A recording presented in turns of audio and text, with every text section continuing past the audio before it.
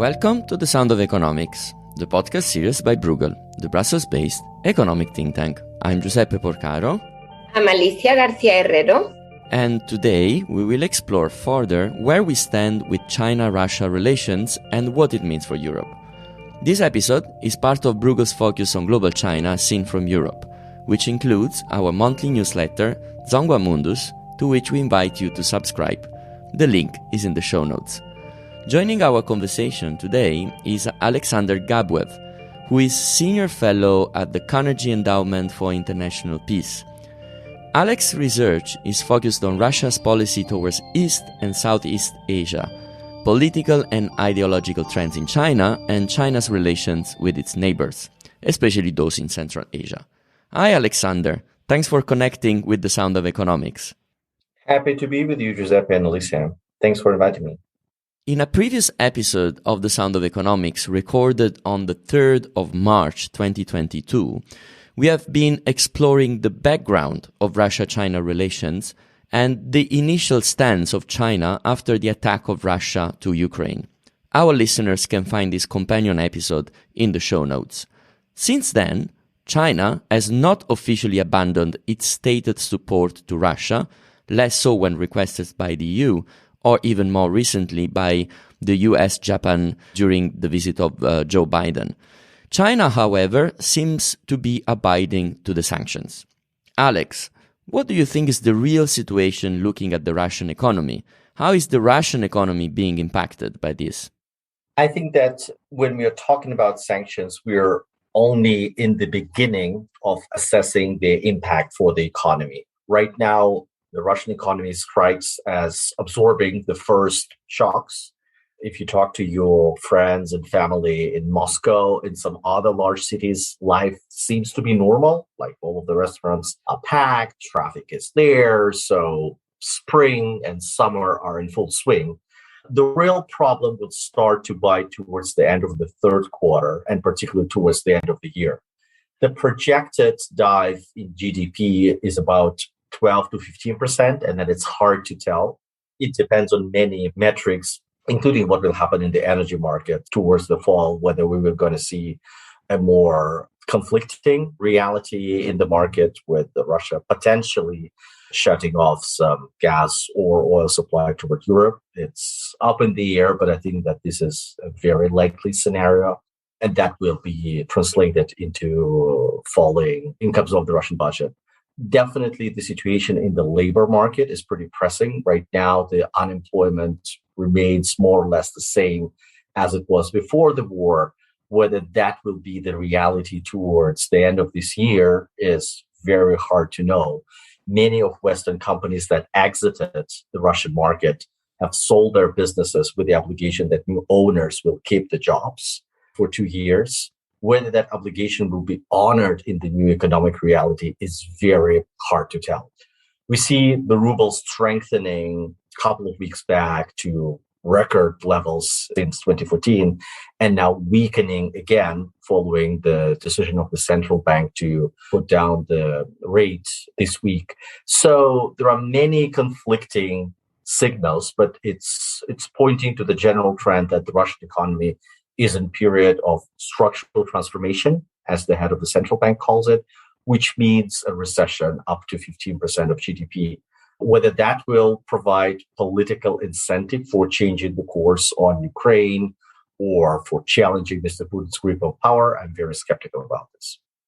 And going to the relations with China, which we want to focus on today, can we say something more about the current situation? You're saying that there is a restructuring announced of the economy, which basically underpins a recession in reality.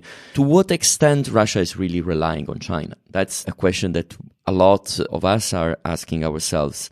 Russia seems to be using its own international payment system, for example, and there are no really signs of extensive use of the Chinese digital currency. So are we heading to further financial fragmentation, or do you expect Russia to finally need to rely on China's financial architecture and consequently on China's economy more heavily?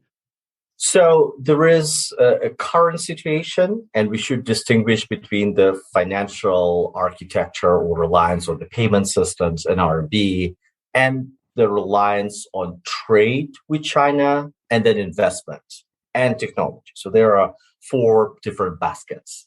The current situation and the situation towards the end of this year and then going forward, I think are different. Before the war in the 2021, which was kind of the last normal year where we have sort of good statistics, Russia was in the recovery stage after the COVID crisis. China was roughly 18% of Russia's external trade. The structure is very similar to Russia's trade with the European Union. It's mostly commodities as Russian exports and some industrial products, machinery, tools, and ready-made goods imported from China. Since March, Russia stopped publishing its customs statistics. So it is harder to assess what kind of share China's trade is with Russia. We see that trade is stable and growing, and there are two reasons for that. Russia's imports from China are decreasing, but not as rapidly as Russia's imports from the European Union. Imports from the European Union in March and April, according to Eurostat data, have collapsed by roughly 60% compared to the same period in 2021. In China, there is a decrease, but it's not as dramatic as decrease in trade with Europe. And then on exports to China, it's growing because of the increased oil and commodity prices. So here we have a mixed picture, but I think that the prediction is that towards the end of the year, reliance on China in terms of being a major trading partner will only increase. And then going forward, China will be like demand in China and then supply from China will be one of the major external factors in the Russian economy, because obviously imports from Europe will go down significantly, and then exports to Europe will go down as a result of the sanctions and Europe's attempts to diversify away from Russian oil and gas. So that's on trade, and it's, I think, pretty important. On investment, we don't see any new investments from China coming to Russia, and that's very predictable. Sanctions landscape is very dynamic and it's moving into negative territory. So more and more sanctions being slapped on Russia. Capital controls are back. There is recession in the Russian economy. Aggregated demand will go down. So it's not really the best time to invest. We know that some global companies who are exiting the Russian market, particularly energy companies like BP, Exxon, and Shell, are talking to Chinese state-owned companies in order to sell them stakes in projects that they have in Russia. I think that so far Chinese companies are very reluctant to purchase those shares because it's unclear whether sanctions will be applied to these projects in the future or not. And the US Treasury is maintaining as much ambiguity as it can. And it's also unclear why you would purchase anything in Russia, where instead of investment, you can have an off-take contract where you can write the terms. So I think that on investment, Russia will not see that much of Chinese money coming into the country now with this very unpredictable situation and probably going forward. The assets in Russia will be cheap, but they will be not necessarily worth investing. It's much easier to sell goods and then take off-take contracts buying Russian commodities. On technology, we see that China is not supplying Russia with tech that Russia needs in the wake of sanctions. And it's also predictable because the sanctions themselves are pretty biting. Relations with the US and Europe are very important for China. So it doesn't violate the primary sanctions. But it's not an unfamiliar reality. We've seen that movie before following 2014 or introduction of CAATSA by the US Congress in 2017. China was all the time compliant and sometimes over-compliant with regard to sanctions because so much of economic activity can be really conducted within the scope of permissible. And then final point on financial infrastructure. Yes, I think that we see a lot of caution on Chinese Union Pay and then Chinese banks working in Russia, because a lot of their counterparts are sanctioned now. And again, the sanction landscape is worsening for Russia. My problem here is that Russia doesn't have any other real strategy as if not rely more on settlement in RMB. Russia and China were working hard on pushing this settlement in bilateral currencies, like in national currencies, and moving away from US dollars and euros.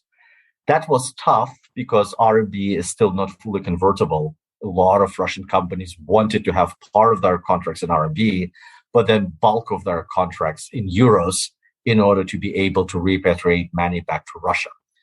Right now, access to euro and USD liquidity is getting increasingly complicated because of sanctions. Your imports from Eurozone is going down to zero.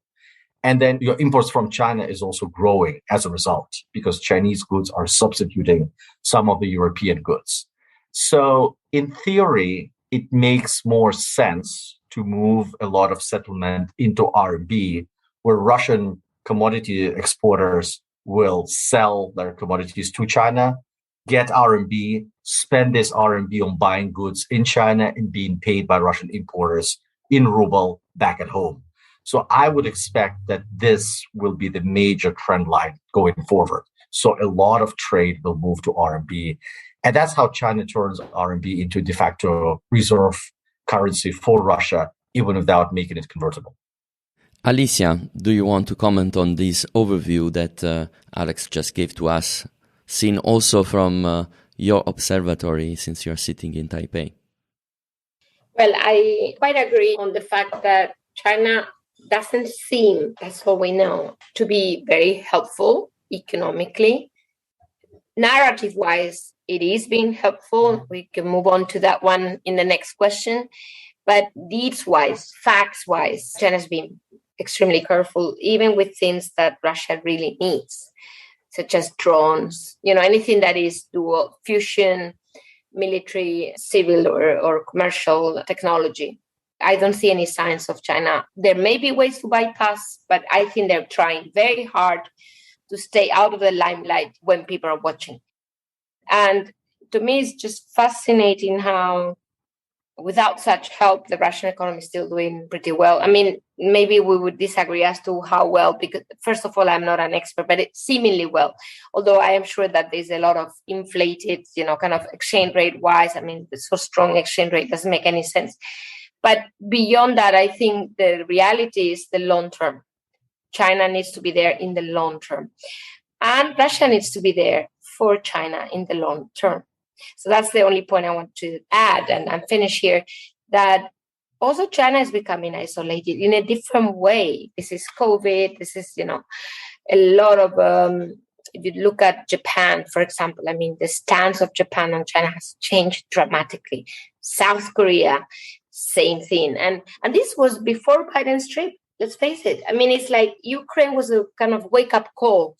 I don't think Japan reacted in the way it has because of Ukraine only, but because of Taiwan, because of its own backyard, if I may say so. So because of that, I think China is becoming isolated and it needs strategic partnerships. And so in a way, the idea that why would China help Russia? And, well, first, it's not helping as much because it fears the sanctions. Second, it does need to help because the last thing China wants is to become isolated. And then we will move on this question. So China, Russia, plus what? Because even that, it may look big, but frankly speaking, if the rest of the world is somewhere else, it isn't as big. So I guess it's all about how this tandem can, in a way, bring others on board. And I think that's the key issue that China is pushing, not Russia so much in my view, but rather China for Russia and for both. So that's a big help in my view. Well, following up on what you're saying, Alicia, so the question of the BRICS somehow comes to my mind because you're speaking about a China that needs to create further alliances, that needs to avoid to be completely isolated in an international landscape, which is trying to constrain more and more. Alex, what do you think about this potential comeback of BRICS as a narrative or an extension of the BRICS? You know, we've been seeing also on the narrative side that there is an attempt, besides the ones that explicitly have been aligning with the United States, Europe, Japan, and you name it, Australia, you know, these Indo-Pacific configurations which are getting strengthened and strengthened in that area. What do you see about these potential others that could join China and Russia in such an alliance, or whatever kind? I mean, I don't even think alliance is the right term to be used for that, but area of interest or whatever we want to call it. First, I would slightly disagree with Alicia. I would say that, yes, China is becoming more isolated because of COVID and bottlenecks and all of the complications brought to logistics and ability to conduct business in China because of the COVID policies and COVID restrictions. But at the same time, diversifying away from China is much easier said than done. And like we have multiple studies that moving your supply chain out of China is very expensive and tricky.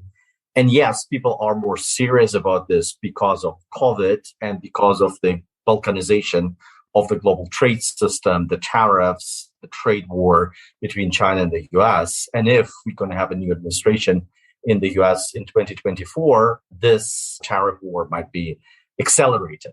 But still, a lot of studies point to the fact that many businesses still keep their production in China and definitely cannot abandon the Chinese market. Like the most recent one I saw, which was a good one, was in Macropolo by Margarita Rudnick, where she went through some case studies and established that companies that declared that they're moving out of China are in fact not doing this because of multiple complications.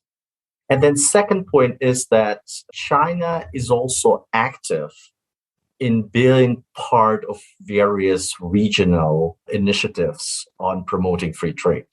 China is part of RCEP, and yes, everybody says that it's not super deep or comprehensive, but still, China is a part of a free trade agreement in the Asia Pacific that has some new rules in it. And China also has officially applied to CPTPP. This is something very tangible and something real. Whether China will ever be part of the agreement, whether it meets its criteria, is another matter. But definitely China wants to be involved in various forms of regional economic cooperation, being at the table when the norms are written and being active in its trade policy. Unlike the US, like the framework that was announced during the Quad meeting is neither deep nor comprehensive and not really having a lot of meat on the bones. At the same time, I think China is interested in pushing some of the alternative formats. And its concern is very clear with the geopolitical tensions brought by Russia's invasion of Ukraine and the movement to cancel Russia from multiple organizations, including the UN, which is increasingly dysfunctional when one of the permanent members of the Security Council is now being canceled. The same moves in G20 that might paralyze this organization. We might end up with many formats of global governance being paralyzed. And then China still at the table in the UN and in G20 wants to work around some additional arrangements which would put China at the core. I don't think it's alternative arrangements, but China wants to create this institutional backup that will allow it to work with other major players. BRICS definitely comes to mind as one of the cornerstones of this alternative arrangements. BRICS is very shallow. These countries don't trade much except with China. These countries don't invest much. They don't do much together. So there are endless MOUs and endless agreements that are mostly existing on paper. But at the same time, you see the deliberate effort of China to make this organization more present, more alive than it was before, and probably expanding to create an alternative club that is not so much dominated by the United States and its allies. It's work in progress. I don't think that China has a very clear goal in mind that this is going to be an alternative to G7 or G20, but definitely China wants to create as many options as possible for itself and to be in the lead of these institutions. Alex, continuing on this global stance of China and this pair with Russia, how does Russia understand President Xi Global Security Initiative? I think that Russia has other much bigger fishes to fry now in Donbass. And everything what Russia does now revolves around the war and sanctions and its relationship with the West. So ties to other players are important, but they are much more about Russia than about global governance. I think that Xi's initiative borrows a lot of pages and talking points from the Russian views on this, including indivisibility of security, that nobody can strengthen their security at the expense of the other. So Russia is very likely to endorse this view officially and say, oh, it's actually in line with traditional Moscow views. We were the first to push this through, and it's very good that our friend Xi Jinping is now adopting a very similar stance, and China is basically on board with the principles of the global security architecture. Alicia, what's your take on that? Yeah, I mean, the only difference is that I'm looking at it from China's perspective. I think what China is doing with this is to offer its like-minded partners economics plus security, because until months ago, the only thing we could imagine for China on the security side would have been the Shanghai Cooperation Organization. But I feel it's not, an organization that is comparable by all means and purposes to NATO. And the question is, does China want to create a new NATO type? Of course, not NATO, or is it going to be looser? My sense is that, as everything else for China, like BRI, Belt and Road Initiative, or any other initiative, China likes hub and spoke. So China likes, China-centric institutions.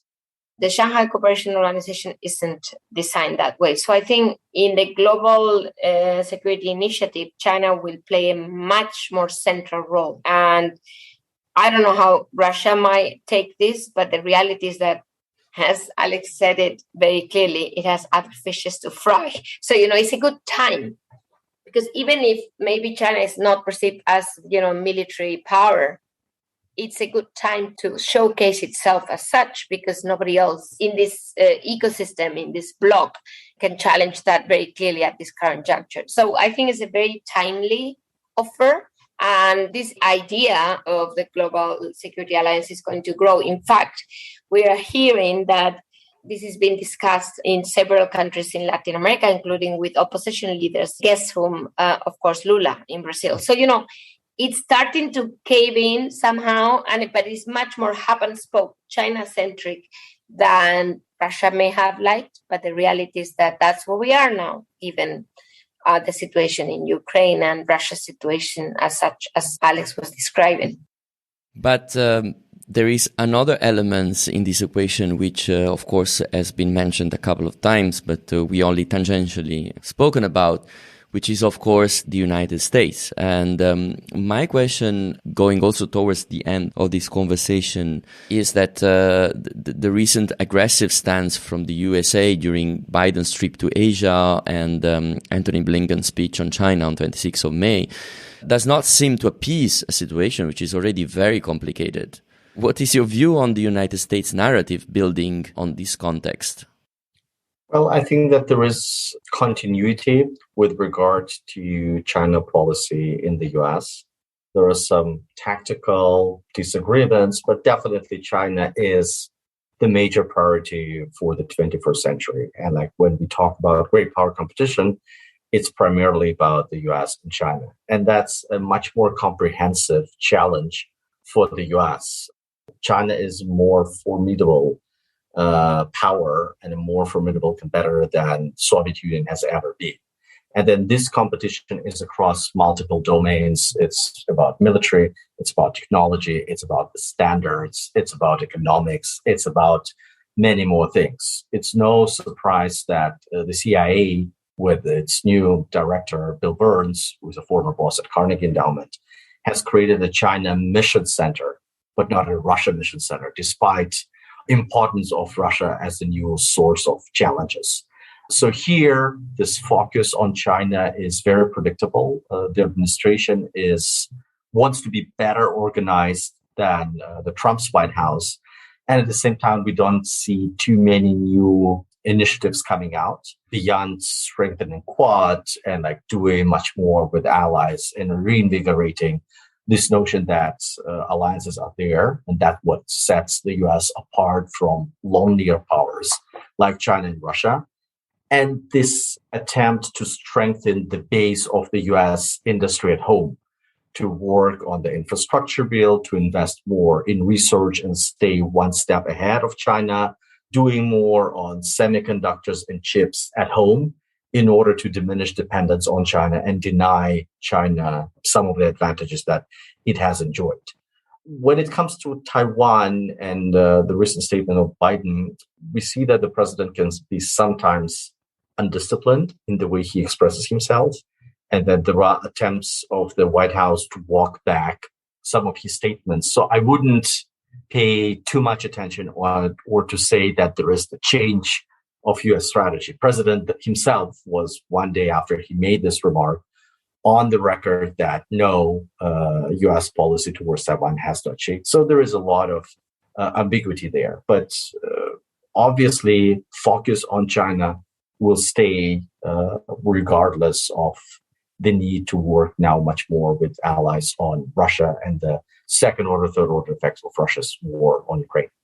And Alicia, because we are going to unfortunately have to close the episode soon, what else we might have to reflect upon on this which we didn't yet touched, or any other final comments from your side as well, or questions to Alex?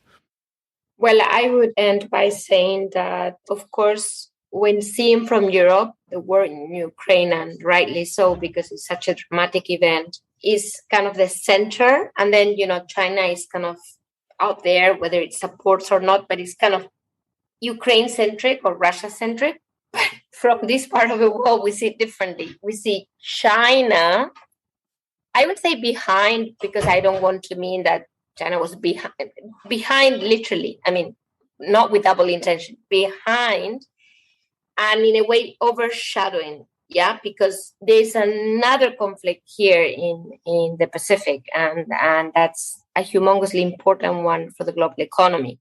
We've already seen what may happen when you have the largest or second largest, I guess, depending on oil or gas, energy producer in the world. But what about semiconductors? What about China with 1/3 of intermediate goods exported globally? I mean, what about that shock? So I think I agree with Alex that that's possibly too big to even, swallow. But I want to say that, and this is Blinken's message, yes, maybe the policy may not have changed. Maybe, Biden is a little bit elderly and he keeps on making the same mistake 3 times already. Sorry, I think increasingly it's not going to be a mistake. Because when you make it 3 times, you mean it. And this strategic ambiguity on Taiwan was already conflicting with the U.S. policies already on Taiwan. I mean, actually, full-fledged agreements, on the Taiwan Act and beyond. So I think things are changing. And that's going to make this part of the world that has been resilient and cozy for so long, bringing growth to the global economy, increasingly complex.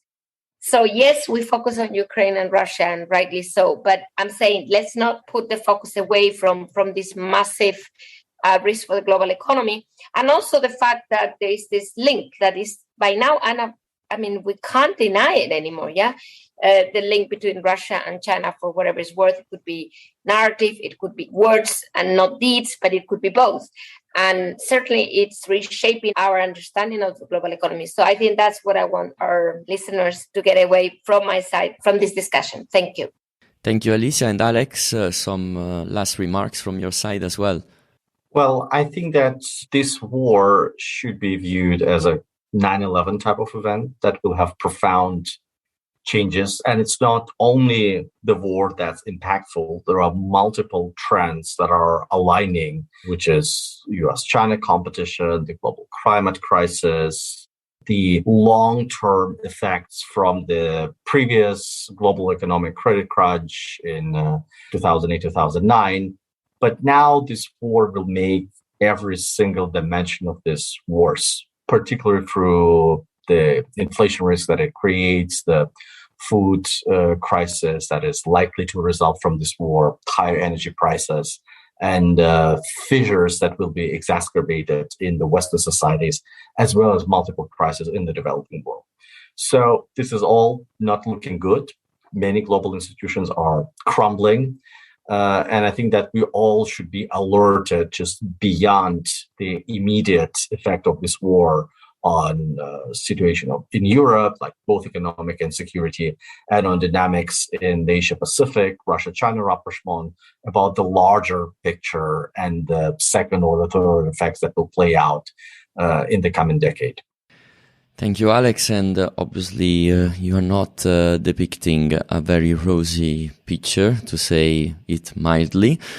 But nevertheless, we are trying our best at the Sound of Economics to keep this conversation on. And we could, of course, discuss for much longer. But unfortunately, that's all the time we have at the moment. But we are going to keep discussing on this and monitoring both at the Sound of Economics as well as at Bruegel with our blogs, publications, and so on. So I would like to thank you for joining us today. And this brings us to the end of this episode, which was part of Bruegel's focus on global China as seen from Europe, which includes as well our monthly newsletter, ZhōngHuá Mundus, to which we invite you to subscribe. The link is in the show notes. As usual, you can read in open access all the analysis by our scholars on our website, www.bruegel.org. Alexander, Alicia, thanks a lot for joining this conversation. And thanks to our listeners for following us. Until next time, bye-bye. Bye. Thank you. Thank you, Alex. You.